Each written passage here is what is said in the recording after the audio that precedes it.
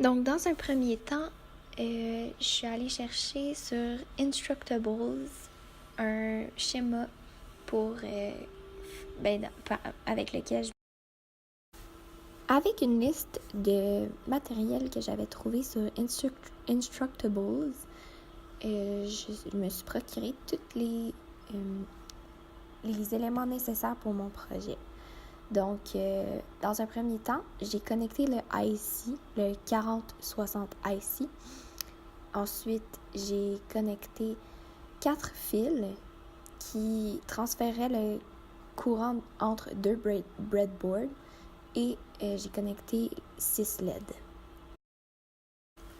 Toujours en me fiant à mon schéma, j'ai connecté ensuite 6 autres fils que j'ai reliés directement au LED. 2 d'entre elles seront connectées en parallèle et 3 autres aussi en parallèle, mais les 3 ensemble, les 2 ensemble, puis une toute seule. J'ai continué la conception en rajoutant 3 résistors de 6 au total qu'il y aura dans mon circuit. Dans le fond, les 3 premiers résistors que j'aurai connectés, ce sera le résistor de 560 ohms qui sera connecté à la LED qui est toute seule dans le circuit. Ensuite, le résistor de 470 ohms qui sera connecté aux 2 suivantes qui sont connectées en parallèle. Et finalement, un de 220 ohms qui est connecté aux 3 LED en parallèle également.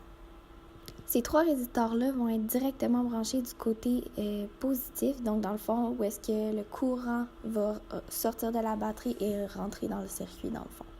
Ensuite, je me suis concentrée à relier l'autre côté, donc le côté positif, où est-ce que le côté positif de la batterie sera connecté au deuxième breadboard. Donc, j'ai connecté un petit fil là. Et j'ai connecté les 2 capaciteurs et une autre résistance de 470 000 ohms. Les capaciteurs sont de chacun 1 nanofarad et ils sont connectés en série. Dans le fond, tout le côté gauche de mon circuit étant, dans le fond, du IC, le côté gauche du IC étant complété dans mon circuit, je me suis maintenant tournée vers le côté droit. Donc, j'ai mis les 2 diodes qui sont reliées chacune à la rangée numéro 12 et la rangée numéro 4 du IC. Ensuite, j'ai rajouté les 2 résistors qui manquaient, soit le 2.2 méga ohm et le 100 k ohm, qui sont tous 2 connectés en parallèle. Les diodes sont également connectés en parallèle et ce que j'ai dû rajouter, c'est vraiment la switch qui est dans le fond mon momentary push button qui va servir vraiment à activer le circuit.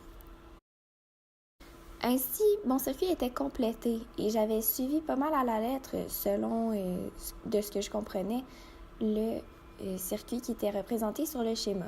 Par contre, après mes premiers essais, ça marchait vraiment pas.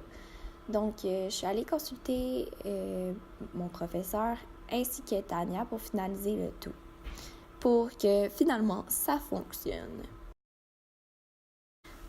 Après avoir tout rebranché, dans le fond, c'était un problème de, premièrement, les capaciteurs qui n'étaient pas nécessairement bien branchés, les diodes qui n'étaient pas branchées dans le bon sens et finalement, les LED qui étaient, dans le fond, qui ne jumpaient pas une rangée.